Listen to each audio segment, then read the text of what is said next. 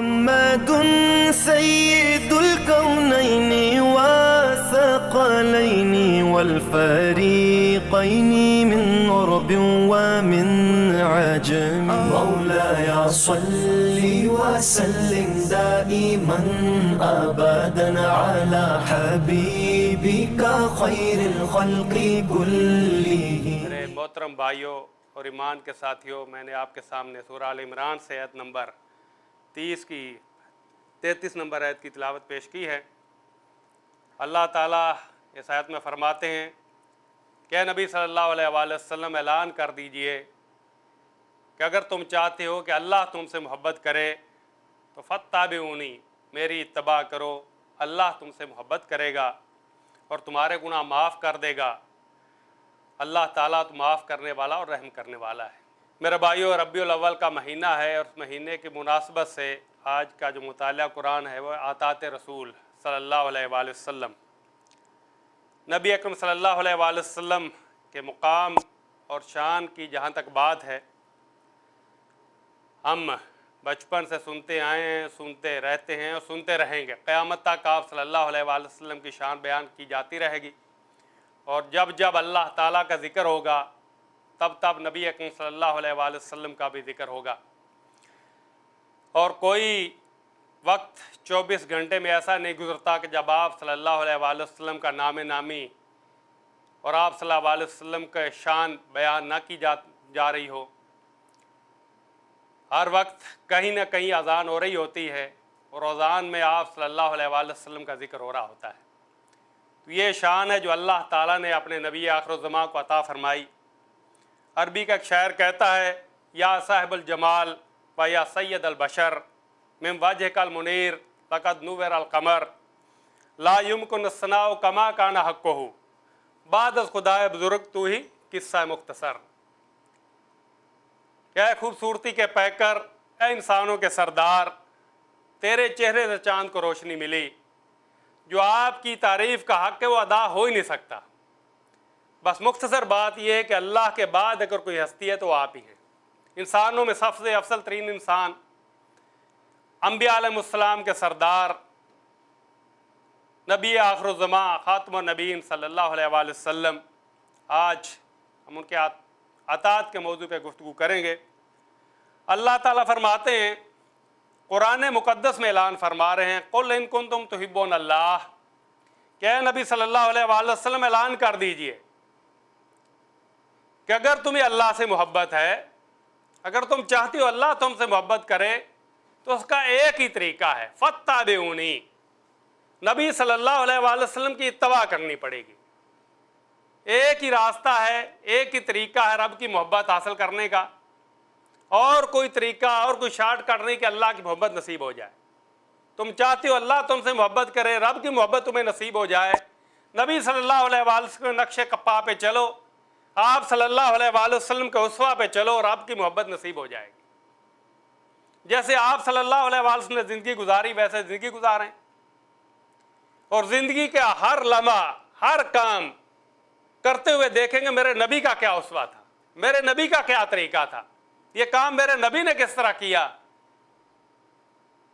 تو اس طرح اگر تمہاری زندگی ہوگی تو یحببکم اللہ، اللہ تم سے محبت کرے گا، اور جس سے رب محبت کرے اسے رب گنہگار تو نہیں چھوڑ سکتا، اس لیے ساتھ ہی فرمایا یغفر لکم ذنوبکم، تمہارے گناہ معاف کر دے گا۔ اس لیے اللہ کی تو شان یہ ہے کہ واللہ غفور الرحیم، اس کی تو صفت یہ ہے کہ نہ صرف معاف کرنے والا ہے بلکہ اپنے بندوں پر رحیم ہے۔ تو رحیم و کریم رب، غفور و رحیم رب اعلان کر رہا ہے، میری محبت چاہتے ہو، مجھ سے محبت چاہتے ہو، مجھ سے دوستی چاہتے ہو، فاتبعونی، میرے نبی کی اتباع کرو، میرے نبی کی اتباع کرو گے میں تم سے محبت کروں گا، اور جیسے رب محبت کرے اسے کامیاب بندوں میں شامل کرے گا، اپنے نیک بندوں میں شامل کرے گا، اپنی جنت عطا فرمائے گا۔ نبی صلی اللہ علیہ وسلم نے فرمایا، قسم اس ذات کی جس کے قبضہ قدرت میں میری جان ہے، یعنی اللہ کی قسم کھا رہے نبی صلی اللہ علیہ وآلہ وسلم، قسم اس ذات کی جیسے قبضہ قدرت میں میری جان ہے، تم میں سے کوئی اس وقت ایماندار ہو نہیں سکتا جب تک میں اس کے والد اور اس کی اولاد سے بھی زیادہ اس کو محبوب نہ ہو جاؤں۔ یہ پیمانہ ہے ہمارے سامنے نبی صلی اللہ علیہ وآلہ وسلم سے محبت کا۔ صحیح بخاری کی روایت ہے کہ اپنے ماں باپ، اپنی اولاد سے بھی نبی صلی اللہ علیہ وآلہ وسلم زیادہ محبوب ہوں گے تو ایماندار انسان ہو سکتا ہے، ورنہ ایمان مکمل نہیں ہے۔ حضرت عمر رضی اللہ تعالیٰ عنہ موجود ہیں، نبی صلی اللہ علیہ وآلہ وسلم پوچھتے ہیں کہ عمر مجھ سے کتنی محبت ہے؟ حضرت عمر رضی اللہ تعالیٰ عنہ، وہ عمر جس کو دیکھ کے شیطان راستہ بدل لیتا ہے، ایسا ایمان کا پہاڑ، کہتا نبی صلی اللہ علیہ وآلہ وسلم دنیا کی ہر چیز سے آپ مجھے عزیز ہیں سوائے میری اپنی جان کی۔ آپ صلی اللہ علیہ وآلہ وسلم فرماتے ہیں عمر ایمان مکمل نہیں ہوا۔ عمر تھوڑی دیر سوچتے ہیں، کہتے ہیں یا رسول اللہ میری جان سے بھی آپ مجھے عزیز ہیں۔ آپ صلی اللہ علیہ وآلہ وسلم فرماتے ہیں الآن، اب ایمان مکمل ہوا ہے۔ تو ہم بھی محبت کا دعویٰ کرتے ہیں، ہم بھی عقیدت کا اظہار کرتے ہیں۔ کیا ایسی محبت ہے نبی صلی اللہ علیہ وآلہ وسلم سے کہ آپ کے مشن کے لیے، آپ کے پیغام کے لیے ہم اپنی ماں باپ کی، بہن بھائیوں کی محبت قربان کر سکتے ہیں؟ اگر قربان کر سکتے ہیں تو ٹھیک ہے، ایمان سچا ہے، دعویٰ سچا ہے، محبت سچی ہے۔ لیکن کہیں ہمارے کام، ہماری دنیا ہمارے راستے میں آ جاتی ہے، کہیں بیوی بچوں کی محبت درمیان میں آ جاتی ہے، کہیں کاروبار درمیان میں آ جاتا ہے، کہیں ملازمت درمیان میں کھڑی ہو جاتی ہے، تو پھر اللہ سے محبت اور اللہ کے رسول سے محبت کا دعویٰ ہمارا سچا نہیں ہے۔ پھر اس پہ سوچنا چاہیے، اس پہ غور کرنا چاہیے۔ کسی شاعر نے کہا نا کہ محمد سے وفا تو نے تو ہم تیرے ہیں، یہ جہاں چیز ہے کیا لوح و قلم تیرے ہیں۔ آپ محمد کے ہو جائیں، آپ کے نقش قدم پر چلنا شروع ہو جائیں، یہ دنیا کیا آسمان والے بھی آپ کے ساتھ ہو جائیں گے، بشرطے کہ محبت سچی ہو۔ وہ جو صحابہ کرام نے محبت کی، آپ کے اشاروں میں جانیں قربان کر دیں۔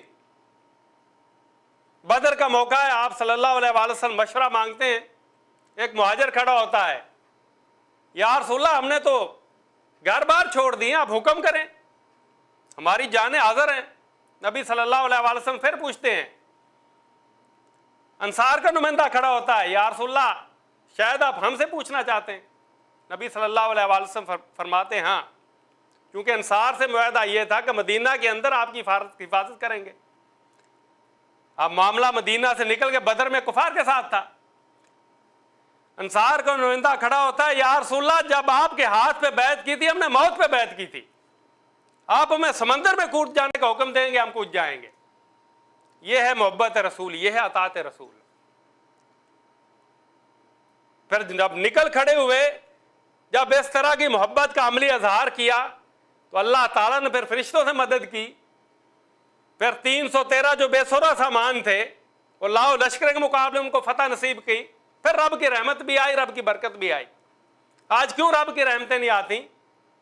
کیوں ہم راندہ درگاہ ہیں؟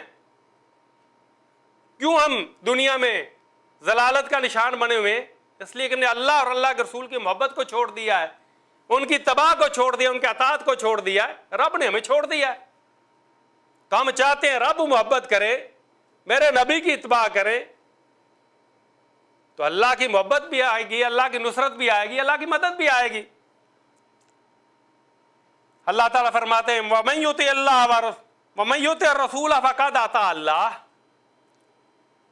جس نے رسول کی اطاعت کی پس اس نے اللہ کی اطاعت کی۔ فَمَن تَوَلَّىٰ فَمَا أَرْسَلْنَاكَ عَلَيْهِمْ حَفِيظًا، جو منہ پھیر گیا، جو پلٹ گیا، تو ہم نے آپ کو ان پر نگران بنا کے نہیں بھیجا۔ آپ کا مشن کیا ہے، مقصد کیا ہے، آپ کی ذمہ داری کیا ہے؟ وَمَا عَلَيْنَا إِلَّا الْبَلَاغُ الْمُبِينُ، پیغام پہنچا دینا ہے۔ جو مانے گا، جو قبول کر لے گا، جو اطاعت کے دائرے میں آ جائے گا وہ کامیاب ہو جائے گا۔ جو پلٹ جائے گا، جو پیٹھ دکھائے گا، تو آپ دروگا نہیں ان کے لیے۔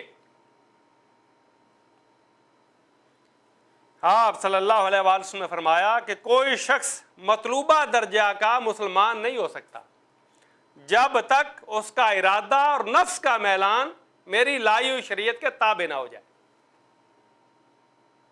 جب تک اس کا یہ رویہ نہ ہو جائے کہ جو اللہ تعالیٰ قرآن میں کہتا سمعنا و اطعنا۔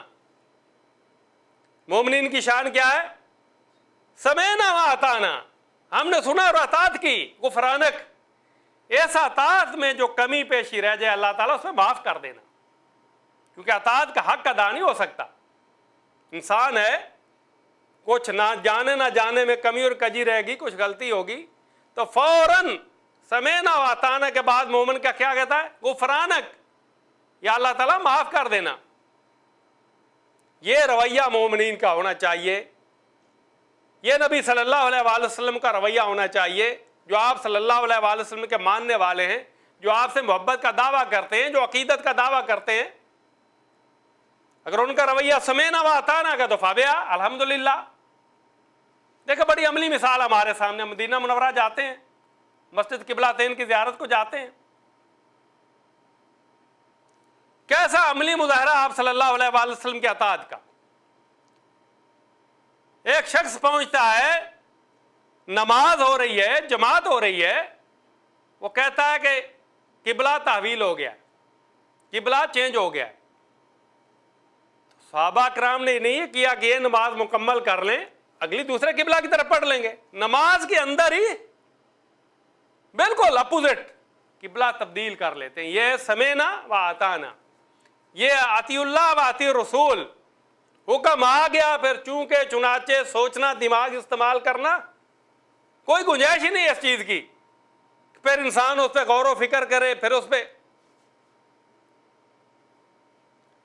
جب نبی صلی اللہ علیہ وآلہ وسلم معراج سے واپس آتے ہیں تو بتاتے ہیں کہ میں راتوں رات مسجد اقصیٰ گیا، وہاں سے آسمانوں پہ گیا، واپس آ گیا۔ یہ بالکل محیر العقول واقعہ تھا، یعنی دنیاوی اعتبار سے نہ ماننے والی بات ہے کہ اتنا لمبا فاصلہ کس طرح ہو سکتا ہے۔ کفار نے مذاق اڑایا، انہوں نے کہا آج اچھا موقع ہے، تو حضرت بکر صدیق رضی اللہ تعالیٰ عنہ ملتے ہیں تو کہتے ہیں سنا تمہارا جو دوست ہے محمد وہ کیا کہہ رہا ہے؟ کیا کہہ رہا ہے؟ وہ کہتا ہے میں راتوں رات مسجد اقصیٰ گیا، وہاں سے آسمانوں پہ گیا، آسمانوں کی سیر کر کے راتوں رات واپس آ گیا۔ حضرت بکر صدیق پوچھتے ہیں کہ واقعہ نہیں محمد صلی اللہ علیہ وسلم نے کہا؟ ہاں ہاں، کہتے ہیں انہوں نے سچ کہا ہے، سچ فرمایا ہے۔ یہ ہے تصدیق، یہ ہے ایمان، یہ ہے اطاعت، یہ ہے محبت۔ اس واقعے پہ انہیں صدیق کا لقب ملا۔ سوچا نہیں کہ مہینوں کا سفر ہے، کس طرح ممکن ہے، نہیں، نبی نے فرمایا تو سچ فرمایا، بس یہ اطاعت۔ ایسی اطاعت مطلوب ہے ایک مومن سے۔ اور آپ صلی اللہ علیہ وآلہ وسلم کا اسوہ تو ایسا ہے کہ اللہ تعالیٰ نے اپنی کتاب میں، آخری کتاب میں حکم دیا لَقَدْ كَانَ لَكُمْ فِي رَسُولِ اللَّهِ أُسْوَةٌ حَسَنَةٌ، تمہارے لیے تمہارے نبی کی زندگی میں بہترین نمونہ ہے۔ ماڈل رول تمہارے لیے کون ہے؟ نبی صلی اللہ علیہ وآلہ وسلم ہے۔ آپ کے نقش قدم پہ چلو گے کامیاب ہوگے، آپ کے راستے پہ چلو گے کامیاب ہوگے، جیسے نبی صلی اللہ علیہ وآلہ وسلم نے زندگی گزاری ہے گزارو گے کامیاب ہوگے۔ آپ صلی اللہ علیہ وآلہ وسلم کا طریقہ چھوڑ دو گے، راستہ چھوڑ دو گے، کامیاب نہیں ہو سکتے۔ ایک ہی صراط مستقیم ہے، ایک ہی جنت کو جانے والا راستہ ہے، وہ اطیع اللہ و اطیع رسول والا راستہ ہے۔ باقی ساری پگڈنڈیاں، باقی سارے راستے شیطان کے راستے ہیں، اور سارے شیطان کے راستے جہنم کو جاتے ہیں۔ تو اس لیے اللہ تعالیٰ نے قرآن مجید میں مسلمانوں کو، مومنوں کو حکم دے دیا لَقَدْ كَانَ لَكُمْ فِي رَسُولِ اللَّهِ أُسْوَةٌ حَسَنَةٌ، تمہارے لیے رسول صلی اللہ علیہ وآلہ وسلم کی زندگی میں بہترین نمونہ ہے۔ آپ کا اسوہ اپناؤ، اس کے مطابق زندگی گزارو گے کامیاب ہو جاؤ گے۔ آپ صلی اللہ علیہ وآلہ وسلم کو اسوہ کو چھوڑ دو گے ناکام ہو جاؤ گے۔ شاعر کہتا ہے محمد کی غلامی دین حق کی شرط اول ہے، محمد کی غلامی دین حق کی شرط اول ہے، ہو اگر اس میں خامی تو سب کچھ نامکمل ہے۔ یعنی لا الہ الا اللہ کا اقرار کرنے سے کوئی شخص مسلمان نہیں ہوتا. لا الہ الا اللہ تو عیسائی بھی پڑھتے ہیں, یہودی بھی پڑھتے ہیں, کیوں مسلمان نہیں ہے؟ وہ محمد رسول اللہ کا اقرار نہیں کرتے. آپ صلی اللہ علیہ وآلہ وسلم کی تشریف آوری کے بعد جس طرح لا الہ الا اللہ ضروری ہے, اس طرح محمد رسول اللہ کا اقرار بھی ضروری ہے. اور نہ صرف محمد رسول اللہ صلی اللہ علیہ وآلہ وسلم کا اقرار ضروری ہے, اس کے ساتھ خاتم النبیین ماننا بھی ضروری ہے. اور یہ اس امت کی شان ہے کہ جس کو اللہ تعالیٰ نے آخری نبی عطا فرمایا, آخری نبی کو امت میں بنایا. کتنی بڑی شان ہے اس امت کی. آخری کتاب عطا فرمائی, آخری ہدایت عطا فرمائی, جس کے بعد کوئی کتاب نہیں آنی ہے, کوئی ہدایت نہیں آنی ہے, کوئی نبی نہیں آنا ہے. سمت ہے کہ اس کو اپنے مقام کا اندازہ ہی نہیں ہے. رب تو فرماتا کنتم خیر امت اخرجت للناس, اب دنیا میں وہ بہترین کرو تم ہو, سارے انسانوں سے بہتر تم ہو. جیسے لوگوں کے لیے نکالا گیا ہے, تامرون بالمعروف وتنہون عن المنکر, تمہاری ڈیوٹی کیا ہے, تمہاری ذمہ داری کیا ہے؟ وہی ڈیوٹی, وہی مشن, وہی مقصد جو تمہارے نبی کا تھا. تامرون بالمعروف وتنہون عن المنکر, تو معروف کا حکم دیتے ہو, برائیوں سے منع کرتے ہو. وتؤمنون باللہ, اور اللہ پر ایمان لاتے ہو. میرے نبی کا مشن کیا تھا؟ اللہ تعالیٰ نے بعثت سے سرفراز فرمایا, کیا مشن دیا؟ اللہ کے دین کو غالب کیا جائے, اللہ کی زمین پہ اللہ کا نظام نافذ کیا جائے, معروف کا حکم دیا جائے, برائیوں سے منع کیا جائے. اور اس امت کو اللہ تعالیٰ نے شان فرمائی قیامت تک اس امت کو کہ اب یہ کام تمہارا ہے. اپنے نبی کے مشن کو لے کے اٹھو, اپنے نبی کو پیغام کو لے کر اٹھو, دنیا کے کونے کونے تک پہنچا دو. پھر سچی محبت ہے, پھر سچی اطاعت ہے. پہلے اپنے جسم پر 5-6 فٹ کے اوپر اس کو نافذ کرو, اس کو اسوہ رسول کے مطابق ڈھالو. تمہاری چال, تمہاری ڈھال, تمہاری معاشرت, تمہاری معیشت, تمہارے گھر, تمہارے کاروبار, سب کچھ نبی صلی اللہ علیہ وآلہ وسلم کا عملی زندگی کا عملی نمونہ ہونا چاہیے. اگر آپ صلی اللہ علیہ وآلہ وسلم کا عکس آپ کی زندگی میں نظر نہیں آتا ہے پھر ایمان نامکمل ہے, ایمان مکمل نہیں ہے. آپ صلی اللہ علیہ وآلہ وسلم نے فرمایا کہ 3 خصلتیں ایسی ہیں کہ جس مسلمان میں پیدا ہو جائیں اس نے ایمان کی مٹھاس کو پا لیا. اول یہ کہ اللہ اور اس کا رسول اس کے نزدیک سب سے زیادہ محبوب بن جائیں. پہلی خوبی اس میں کیا ہو؟ اللہ اور اللہ کا رسول سب سے زیادہ محبوب بن جائیں. دوسرے ایک وہ کسی انسان سے محض اللہ کی رضا کے لیے محبت کرے. تیسرا یہ کہ وہ کفر میں لوٹنے کو ایسا برا چاہے جانے جیسے آگ میں ڈالے جانے کو برا جانتا ہے. کوئی رب کی نافرمانی کا کام اس کو اتنا برا لگے جیسے آگ میں جا رہا ہے. 3 خوبیاں ہوں تو آپ صلی اللہ علیہ وآلہ وسلم فرما رہے ہیں کہ اس نے پھر ایمان کی مٹھاس کو پا لیا. اور آپ صلی اللہ علیہ وآلہ وسلم فرمایا من طعم الایمان, من ذاق طعم الایمان, اس نے ایمان کا مزہ چکھا. من رضی باللہ ربا وبالاسلام دینا بمحمد رسولا.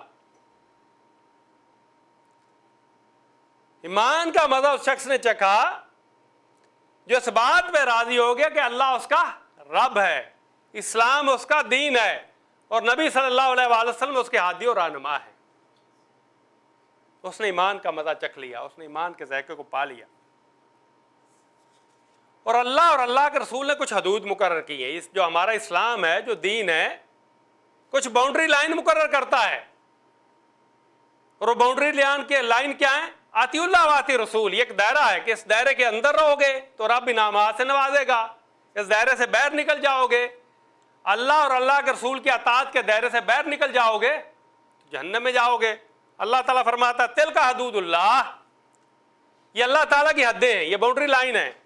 وَمَن یُطِعِ اللَّهَ وَرَسُولَهُ, جس نے اطاعت کی اللہ کی اور اس کے رسول کی. دیکھیے اللہ کی اطاعت کافی نہیں ہے, جہاں اللہ کی اطاعت آئے گی وہاں اس کے رسول کی اطاعت بھی لازمی ہوگی. ومن یطع اللہ ورسولہ، جس نے اطاعت کی اللہ کی اور اس کے رسول کی، یدخلہ جنت تجری من تحتہا الانہار، اس کو ہم ایسے باغوں میں داخل کریں گے جن کے نیچے نہریں بہتی ہوں گی، خالدین فیہا، ان میں ہمیشہ ہمیشہ رہیں گے، وذالک الفوز العظیم، یہ ہے سب سے بڑی کامیابی۔ انسان کامیابی چاہتا ہے نا، ہم ساری کامیابیاں دنیا میں ڈھونڈتے ہیں، میری ملازمت اچھی ہو جائے، میرا کاروبار اچھا ہو جائے، میرا گھر اس سے اچھا ہو جائے، میرے بچے۔ رب کس کو فوز العظیم فرما رہا ہے کہ اللہ رسول کی اطاعت کرو، اللہ تعالیٰ جنتوں میں داخل کرے گا، یہ سب سے بڑی کامیابی ہے۔ اور اس کے مقابلے میں تصویر کا دوسرا رخ کیا ہے؟ وَمَن يَعْصِ اللَّهَ وَرَسُولَهُ، جس نے نافرمانی کی اللہ کی اور اس کے رسول کی، وَيَتَعَدَّىٰ حُدُودَهُ، اور توڑا اس کی حدوں کو، يُدْخِلْهُ نَارًا خَالِدًا فِيهَا، اس کو بھی ہمیشہ ہمیشہ کے لیے داخل کریں گے۔ کہاں جی؟ نارن، آگ میں۔ جو نافرمانی کرے گا اللہ کی اور اس کے رسول کی، اس کی سزا کیا ہے؟ یدخلہ نارن خالدن فیہا، اس کو ہمیشہ ہمیشہ آگ میں داخل کیا جائے گا، وَلَهُ عَذَابٌ مُّہِینٌ، اس کے لیے دردناک عذاب ہے۔ اب انسان کو دوراہے پہ کھڑا کر دیا گیا ہے، یہ ذالک الفوز العظیم کا راستہ، کامیابی کا راستہ، اور یہ ہے وَلَهُ عَذَابٌ مُّہِین کا راستہ۔ اختیار انسان کے پاس اپنا ہے، کس راستے پہ چلنا چاہتا ہے۔ اللہ رسول کی اطاعت کے راستے پہ چلے گا، جنتوں میں داخل ہوگا، شیطان کی راہ پہ چلے گا، آگ میں داخل ہوگا۔ اب ہر کام کرتے ہوئے انسان کو جائزہ لینا چاہیے کہ میرا کام یہ جو میں کر رہا ہوں، یا میں جو عمل کر رہا ہوں، جو میرا قول اور فعل ہے، یہ کس کی اتباع میں ہو رہا ہے، کس کی پیروی میں ہو رہا ہے، کس کا اسوہ میں اپنا رہا ہوں۔ انسان سب سے بڑا اپنا محاسب انسان خود ہے۔ ہر روز سونے سے پہلے انسان کو جائزہ لینا چاہیے کہ آج میں نے کتنے کام اللہ اور رسول کی اطاعت میں کیے، کتنی اللہ اور رسول کی نافرمانی کی۔ تو انسان آج اگر روز حساب کرتا رہے گا تو اس حساب سے بچ جائے گا، لیکن آج اگر اپنا حساب نہیں کیا، اگنور کرتا رہا، خواب غفلت میں رہا، کسی دن بلاوا آ جائے گا، آ جاؤ مہلت عمل ختم ہو گئی، پھر موقع نہیں ملے گا۔ اس لیے جو مہلت عمل دی ہے، اللہ تعالیٰ سے انسان فائدہ اٹھائے اور اپنی زندگی کو اس رسول کے مطابق ڈالے، اس لیے کہ زندگی عمل سے بنتی ہے، جنت بھی جہنم بھی۔ یہ خاکی اپنی فطرت میں نہ نوری ہے نہ ناری ہے، عمل سے اس کو بننا ہے۔ جیسا عمل کریں گے ویسا نتیجہ ملے گا، جو پیپر میں لکھیں گے وہی رزلٹ آئے گا۔ پیپر تیار ہو رہا ہے، فرق صرف اتنا ہے کہ طالب علم اپنا پیپر خود لکھتا ہے اور ہم پیپر اپنا ڈکٹیٹ کرا رہے ہیں۔ کرامن کاتبین، معزز لکھنے والے موجود ہیں، یعلمون ما تفعلون، جو کچھ کرتے ہیں وہ جانتے ہیں، انہیں دھوکہ نہیں دیا جا سکتا۔ نامہ مال تیار ہو رہا ہے، پیپر تیار ہو رہا ہے، آنکھ بند ہوگی پیپر بند، پھر دوبارہ اللہ تعالیٰ اٹھائے گا، کھڑا کر لے گا۔ یہی دونوں کرامن کاتبین کیا ہو جائیں گے؟ سائقم و شہید۔ ایک ڈرائیور ہو جائے گا، بازو سے پکڑ لے گا، دوسرا آپ کا گواہی جو ہے، آپ کا جو پیپر ہے وہ اٹھا لے گا، نامہ اعمال رب کے حضور پیش کر دیں گے، یا اللہ تعالیٰ یہ تیرا بندہ، یہ اس کا نامہ اعمال۔ رب کہے گا اقرا کتابک، پڑھ اپنی کتاب، الیوم علیکم حسیبہ، آج تو اپنا حساب کرنے کے لیے خود ہی کافی ہے۔ پھر پتہ چلے گا، پھر انسان کہے گا کاش اللہ کے رسول کے اطاعت میں زندگی گزاری ہوتی، کاش اس رسول اپنایا ہوتا۔ اس کاش کا کوئی فائدہ نہیں ہے، جو وقت گزر جاتا ہے وہ واپس نہیں آتا۔ آج مہلت عمل ہے، آج اسے فائدہ اٹھائیں۔ اور نبی صلی اللہ علیہ وآلہ وسلم کو جو مشن اور مقصد ہے کہ اللہ تعالیٰ نے مبعوث فرمایا ہے، سب سے بڑی اطاعت ہوگی وہ پورا کیا جائے۔ وہ کیا مقصد اور مشن ہے کہ نبی صلی اللہ علیہ وآلہ وسلم کو اللہ تعالیٰ نے مبعوث فرمایا؟ هو الذی ارسل رسولہ بالہدی ودین الحق۔ کیا مشن دیا نبی کو؟ هو الذی ارسل رسولہ، وہی تو ہے جس نے اپنے رسول کو بھیجا، کیا دے گے؟ بالہدی، ہدایت دے کر، ودین الحق، اور دین حق دے کر۔ وہ جو دین حق دے کر بھیجا مقصد کیا تھا؟ لیظہرہ علی الدین کلہ، تاکہ اس دین کو، اس نظام زندگی کو تمام ادیان پر غالب کر دیا جائے۔ ولو کرہ المشرکون، چاہے مشرکوں کو یہ کتنا ہی ناگوار گزرے. اور اس مشن کے لیے آپ صلی اللہ علیہ وآلہ وسلم نے اپنی جان کھپائی, اپنا وقت لگایا, اپنی صلاحیتیں خرچ کی, دن رات ایک کیا یا نہیں کیا؟ وہ کون سا ظلم ہے جو آپ صلی اللہ علیہ وسلم پر برداشت نہیں کیا؟ وہ جسمانی ظلم ہو, وہ ذہنی تکلیف ہو, وہ معاشی بائیکاٹ ہو, وہ معاشرتی بائیکاٹ ہو, وہ گھر بار کی قربانی ہو, وہ رشتہ داروں کی قربانی ہو. کون سا ظلم مشرکین نے نہیں ڈھایا, کافروں نے نہیں ڈھایا؟ لیکن آپ صلی اللہ علیہ وسلم مشن کو چھوڑ دیا. کیا آپ کے صحابہ نے مشن کو چھوڑ دیا؟ کوئی ایک مثال ملتی ہے؟ گھر بار چھوڑ دیے, مکہ جیسا مقدس شہر چھوڑ دیا. جانے کے لیے لوگ ساری عمر دعائیں کرتے ہیں, اللہ تعالیٰ زندگی میں ایک بار نصیب فرما دے. اس دین کے لیے, اس کا رب کے مشن کے لیے, اپنے نبی کے ساتھ کے لیے اس شہر کو چھوڑ دیا. جائیدادیں چھوڑ دی, زمینیں چھوڑ دی, رشتہ دار چھوڑ دیے, بیوی بچے چھوڑ دیے. یہ ہے محبت, یہ ہے اطاعت.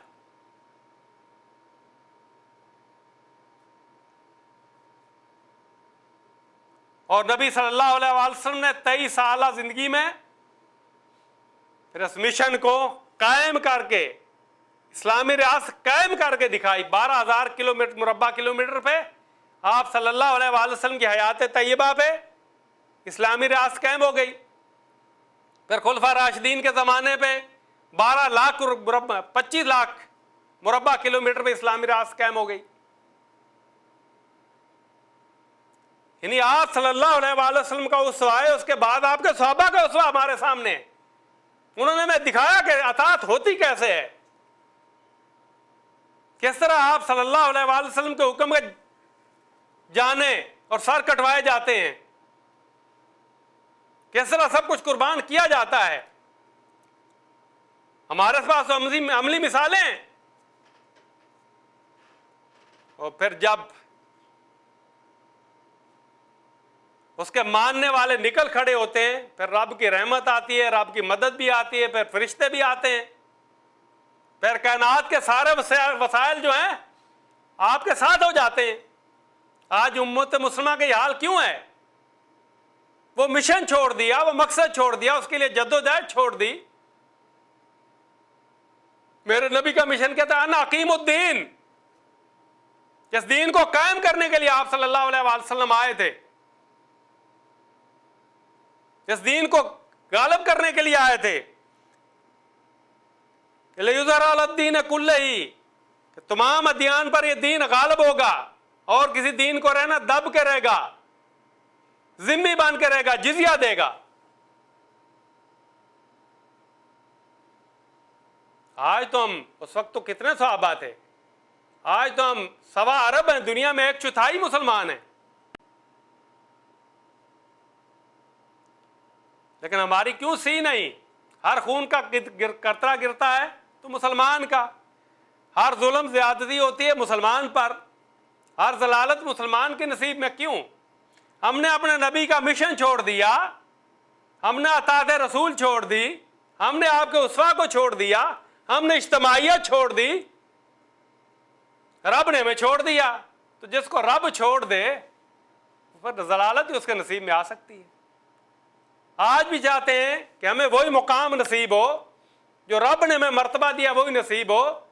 تو اپنے نبی کے اسوہ کو پکڑیں, آتی اللہ آتی رسول کے لیے تیار ہو جائیں, سب سے بڑھ کر اللہ اور اللہ کے رسول سے محبت کریں, اپنا مال جان قربان کرنے کے لیے تیار ہو جائیں, وہ اجتماعیت اختیار کریں. تو آج بھی رب آپ کی مدد کرے گا, فرشتوں سے مدد کرے گا, کائنات کے وسائل آپ کی مدد کریں گے, آپ ہی قلبہ آپ کا ہے. کیونکہ رب کی سنت ہے جو آزمائش میں پورا اترتا ہے رب کی مدد آتی ہے. رب کی مدد یوں نہیں آئی, اس وقت آئی جب 10,000 پورا اس وقت کے جو کافرین تھے, دشمن تھے اسلام کے, چڑھ آئے مدینہ منورہ کی ریاست. جیسے آبادی تھوڑی سی آبادی تھی, ادھر 3,000 مسلمان, ادھر 10,000 کا لشکر, لاؤ لشکر ہر ساز و سامان کے ساتھ. 40 دن محاصرہ رہا, جو کمزور ایمان والے تھے وہ اجازت مانگنے لگے، جن کا ایمان قوی تھا انہوں نے کہا ہاں یہ تو وہی وعدہ جو اللہ کو اس کے رسول نے کیا تھا، آزمایا جائے گا، ان کے ایمان اور بڑھ گئے۔ لیکن جب وہ ڈٹ گئے، نبی کے ساتھ کھڑے ہو گئے، لڑنے کی ضرورت نہیں پڑی، شہادتوں کی ضرورت نہیں پڑی۔ جب آزمائش پہ پورے اترے، رب نے آندھی کو بھیجا، رب کے تو لشکر ہے نا، رب نے آندھی کو بھیجا، سب کچھ ان کا دعا برباد کر دیا، صبح دیکھا میدان صاف تھا۔ اور رب کی مدد تو اس طرح بھی آتی ہے۔ ہمیں اللہ کے رسول کے مشن کے لیے کھڑا ہونا ہوگا، پھر رب کی مدد بھی آئے گی، ورنہ اللہ تعالی ہمیں متنبع کر رہے ہیں، خبردار کر رہے ہیں۔ فرمایا قل ان کان آباؤکم، اے نبی صلی اللہ علیہ وسلم نے کہہ دیجئے کہ اگر تمہارے باپ وابناؤکم اور تمہارے بیٹے، واخوانکم اور تمہارے بھائی، وازواجکم اور تمہاری بیویاں، وعشیرتکم اور تمہارے رشتہ دار، واموال اقترفتموہا اور وہ مال جنہیں تم گن گن کر رکھتے ہو، وتجارت تخشون کسادہا اور وہ تجارت جس کے ماند پڑ جانے کا تمہیں خدشہ ہے، ومساکن ترضونہا اور وہ گھر جو تمہیں بڑے پیارے ہیں، احب الیکم من اللہ ورسولہ، اگر اللہ اور اللہ کے رسول سے تمہیں پیارے ہیں، کوئی چیز رب نے چھوڑی نہیں، جن سے انسان محبت کرتا ہے رب نے ایک ایک چیز گنا دی کہ نبی صلی اللہ علیہ وسلم نے بتا دیجئے ان میں سے کوئی چیز بھی اللہ اور اللہ کے رسول کے محبت کے مقابلے میں کھڑی ہو جائے گی، اللہ اور اللہ رسول سے پیاری ہو جائے گی،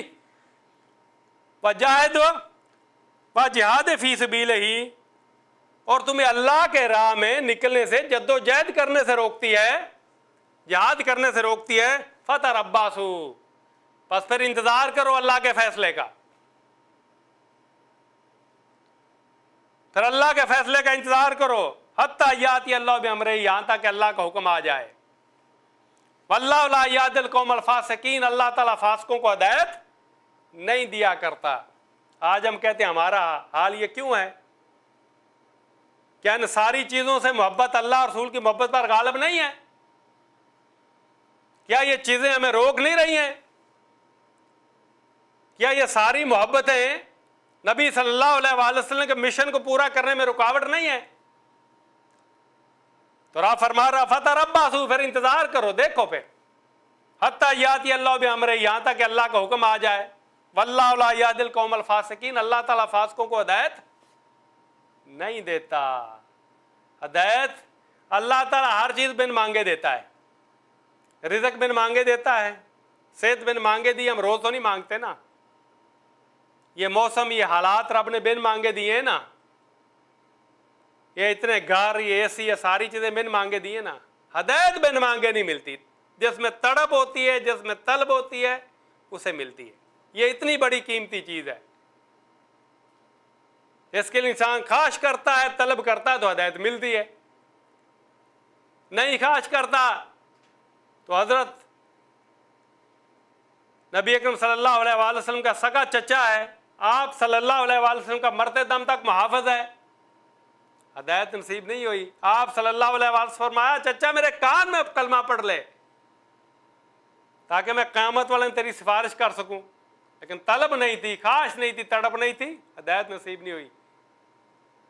وہ جو مشرک تھے سارے رشتوں نے کہا کہ جاتے ہوئے خاندان کو لیک نہ لگانا، نعوذ باللہ، وہ اپنی انا کی خاطر مارا گیا۔ آپ صلی اللہ علیہ وسلم فرمایا کہ سب سے ہلکا عذاب میرے چچا کو دیا جائے گا، آگ کی جوتی پہنائی جائے گی، جس کی گرمی اتنی ہوگی، ہیٹ اتنی ہوگی کہ دماغ اس طرح کھولے گا جس طرح ہانڈی کھولتی ہے۔ اس لیے اللہ فرما رہا ہے کہ ہدایت طلب والے کو ملتی ہے، فاسقوں کو اللہ تعالیٰ ہدایت نہیں دیتا۔ اس لیے ہم نبی سے سچی محبت کرتے ہیں، سچا دعویٰ ہے، تو پھر آپ صلی اللہ علیہ وآلہ وسلم کو مشن کے لے کر اٹھنا ہوگا، آپ کے پیغام کو عام کرنا ہوگا، جس دین کو آپ غالب کر کے قائم کر کے اسے دنیا پہ قائم کرنا ہوگا، کیوں آپ صلی اللہ علیہ وآلہ وسلم کو بھیجا اس لیے گیا کہ اس دین کو، اس نظام زندگی کو تمام ادیان پر غالب کر دیا جائے۔ تو جب تک اس مشن اور مقصد کو لے کر امت نہیں اٹھے گی، اس کے لیے تیار نہیں ہوگی، اللہ کی رحمت نہیں آئے گی، اللہ کی مدد نہیں آئے گی، اللہ کی برکتیں نہیں آئیں گی۔ تو اس لیے ہم چاہتے ہیں اپنے اپنے حصہ کا کام کریں۔ یہ ضروری نہیں کہ میری زندگی میں مشن پورا ہو جائے، اللہ کا دین قائم ہو جائے، لیکن میں نے جو جد و جہد کی، اس کے لیے کوشش اور کاوش کی، میں تو اللہ کو کہہ سکتا ہوں یا اللہ تعالیٰ حسب استطاعت جو کچھ کیا، میں تو نبی صلی اللہ علیہ وآلہ وسلم کو حوض کوثر میں منہ دکھانے کے قابل ہو جاؤں کہ آپ کے دین کے لیے، آپ کے مشن کے لیے کچھ نہ کچھ میں کر کے آیا ہوں۔ اس منہ سے آپ صلی اللہ علیہ وآلہ وسلم کے سامنے کھڑے ہوں گے حوض کوثر پہ کہ اے اللہ کے رسول ہمیں آب کوثر پلا دیجئے، اور آپ صلی اللہ علیہ وآلہ وسلم پوچھیں گے میرا دین مٹ رہا تھا، میری سنتیں مٹ رہی تھی، میرا مشن مٹ گیا تھا، جو مشن اور نظام زندگی میں کے لے کے آ رہا تھا اس کے مقابلے میں دوسرے نظام غالب تھے، تمہارے ماتھے پہ کوئی شکن آئی، کوئی تم نے دل میں برا جانا کہ اس کے لیے کوئی اپنی زبان استعمال کی، ہاتھ استعمال کیے، تو ہمارے پاس کوئی جواب ہوگا تو ٹھیک ہے، نہیں جواب ہے تو سوچ لیجئے کہ صرف محبت کے دعوے، ہم چراغاں کر لیں، ہم مسجدیں سجا لیں، ہم تقریر کر لیں، ہم میلاد منا لیں تو کہیں اللہ کا رسول خوش ہو گیا ہے، تو اس سے نہیں۔ صحابہ کرام نے سارے کام نہیں کیا، اطاعت کی، اتباع کی، اس لیے آج بھی ان کا نام زندہ و تابندہ ہے۔ ہم نے اتباع نہیں کی، ہم نے محبت کے زبانی دعوے کیے، تو اللہ کے ہاں دعوے قبول نہیں ہیں، نبی صلی اللہ علیہ وآلہ وسلم دعوے قبول نہیں کریں گے، اس لیے وہاں تو عمل دیکھا جائے گا۔ اس لیے آئیں ہم دعا کریں اللہ تعالیٰ سے کہ میری زندگی کا مقصد تیرے دین کی سرفرازی، میں اسی لیے مسلمان، میں اسی لیے نمازی، وما علینا الا البلاغ۔